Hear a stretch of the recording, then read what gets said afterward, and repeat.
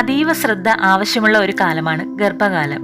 അമ്മ ചെയ്യുന്ന ഓരോ കാര്യങ്ങളും കഴിക്കുന്ന ഭക്ഷണവും എല്ലാം തന്നെ കുഞ്ഞിനെ ബാധിക്കുന്നു. അമ്മയുടെ ഭാഗത്തു നിന്നും അറിയാതെ പോലും ഉണ്ടാകുന്ന തെറ്റുകൾ ഒന്നും അറിയാത്ത കുഞ്ഞിനെ ബാധിക്കും. ആജീവനാന്തകാല പ്രശ്നമുണ്ടാകും. ഇന്നത്തെ കാലത്ത് മൊബൈൽ ഫോണുകൾ ഏറെ പ്രചാരത്തിലുള്ള ഒന്നാണ്. പ്രായഭേദമന്യേ ഇത് ഉപയോഗിക്കുന്നവരാണ് പലരും. ഫോൺ സ്ഥിരം കയ്യിൽ കൊണ്ടു നടക്കുന്നവരും എവിടെയെങ്കിലും വെച്ചാൽ അടിക്കടി എടുത്തു നോക്കുന്നതും പതിവാണ്. മൊബൈൽ ഉപയോഗം നല്ലതല്ലെന്ന് അറിയാമെങ്കിൽ പോലും അതിന് അഡിക്റ്റായി പോയവരാണ് ഭൂരിഭാഗം പേരും. നോൺ അയോണൈസിക് ഇലക്ട്രോമാഗ്നറ്റിക് വികിരണങ്ങളാണ് മൊബൈലിൽ നിന്നും സ്മാർട്ട് ഉപകരണങ്ങളിൽ നിന്നുമെല്ലാം പുറപ്പെടുന്നത്. എന്നാൽ മറ്റേത് ഉപകരണങ്ങളും നാം കൂടുതൽ സമയം ഉപയോഗിക്കുന്നില്ല. അതേസമയം മൊബൈൽ കൂടെ തന്നെ ഉണ്ടാവും. കിടക്കുമ്പോൾ പോലും സമീപത്ത് ഇത് വെക്കുന്നവരുണ്ട്. നാം ഉപയോഗിക്കുന്നതിന്റെ ദൂഷ്യഫലം ചിലപ്പോൾ ഏറെക്കാലം കഴിഞ്ഞാകും കുഞ്ഞിൽ പ്രത്യക്ഷപ്പെടുന്നത്. കാരണം റേഡിയേഷനുകൾ ദോഷം വരുത്തുന്നവ തന്നെയാണ്. ഗർഭിണികൾ മൊബൈൽ ഉപയോഗിക്കുന്നത് സംബന്ധിച്ച് പലർക്കും സംശയങ്ങളുണ്ട്. ഗർഭകാലത്ത് ഇത് കഴിവതും ഒഴിച്ചു നിർത്തുക എന്നത് തന്നെയാണ് ആരോഗ്യകരം. എന്നാൽ ഇത് ഇന്നത്തെ കാലത്ത് പൂർണ്ണമായും സാധ്യമല്ലാത്തതിനാൽ തന്നെ ഗർഭകാലത്ത് മൊബൈൽ ഉപയോഗത്തിൽ ചില കാര്യങ്ങൾ ശ്രദ്ധിക്കേണ്ടത് പ്രധാനമാണ്.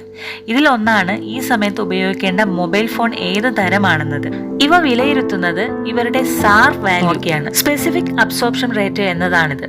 ഫോൺ പുറപ്പെടുവിക്കുന്ന റേഡിയേഷനാണിത്. ഇത് കൂടുന്നത് ദോഷം ചെയ്യും. അതായത് റേഡിയേഷൻ അളവ് കൂടും. ഇത് ദോഷം വരുത്തും. പ്രത്യേക SAR വാല്യൂവിന് താഴെ മാത്രമേ ഫോണിൽ ഉപയോഗിക്കാൻ പാടുള്ളൂ. പ്രത്യേക SAR വാല്യൂവിന് താഴെ മാത്രമേ ഫോണിൽ ഉപയോഗിക്കാവൂ എന്ന് പല രാജ്യങ്ങളും നിയമം വെച്ചിട്ടുണ്ട്. ഇത് വാങ്ങുന്ന ഫോണിന്റെ യൂസർ മാനുവലിലോ അല്ലെങ്കിൽ ഇതിന്റെ സൈറ്റിലോ ഉണ്ടാവും. SAR വാല്യൂ കുറഞ്ഞത് നോക്കി വാങ്ങുക. അതുപോലെ സിഗ്നൽ കുറഞ്ഞ സ്ഥലത്ത് നിന്നും ഇത് ഉപയോഗിച്ചാൽ റേഡിയേഷൻ കൂടുതൽ ശക്തിയേറും. നല്ല സിഗ്നൽ ഉള്ളിടത്ത് വെച്ച് ഉപയോഗിക്കുക. 2 വാട്ട്സ് പെർ കിലോഗ്രാമിനേക്കാൾ കുറവാണ് ഇത് വേണ്ടതെന്ന് പല രാജ്യങ്ങൾ പറഞ്ഞിട്ടുണ്ട്. ഫോൺ ആവശ്യമുള്ള സമയത്ത് മാത്രം ഉപയോഗിക്കുക. അല്ലാത്ത പക്ഷം നീക്കിവെക്കുക.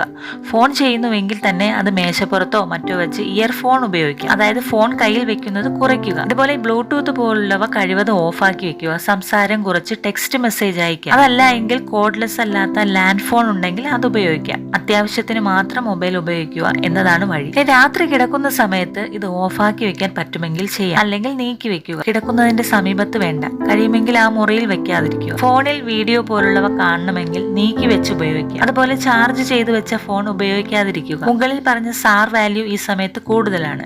രാത്രിയിൽ ഇതുപോലെ ടിവിയും കമ്പ്യൂട്ടറും മൊബൈലും എല്ലാം തുണി കൊണ്ട് മൂടിയിടാം. കാരണം ഇവ ഓഫാക്കിയാലും ഇവയിലെ റേഡിയേഷൻ കുറഞ്ഞ അളവിൽ വരാം. മാത്രമല്ല ഇരുട്ടിൽ ഇവ നോക്കുമ്പോഴും മറ്റും ഉറക്കം കുറയും. ഇത് ഗർഭാവസ്ഥയിൽ ദോഷം വരുത്തും. അതുകൊണ്ട് നമുക്ക് ജനിക്കാൻ പോകുന്ന കുഞ്ഞു മക്കൾക്ക് വേണ്ടി കുറച്ചൊക്കെ നമുക്ക് ത്യാഗം ചെയ്യാം. കഴിവതും ഫോൺ ഉപയോഗിക്കാതിരിക്കുക തന്നെയാണ് പോംവഴി. അവരുടെ ആരോഗ്യത്തിനും നമ്മുടെ ആരോഗ്യത്തിനും. അപ്പോൾ ഇന്നത്തെ വീഡിയോ യൂസ്ഫുൾ ആയിട്ടുണ്ടെങ്കിൽ തീർച്ചയായിട്ടും ലൈക്ക് ചെയ്യാനും സബ്സ്ക്രൈബ് ചെയ്യാനും മറക്കരുത്.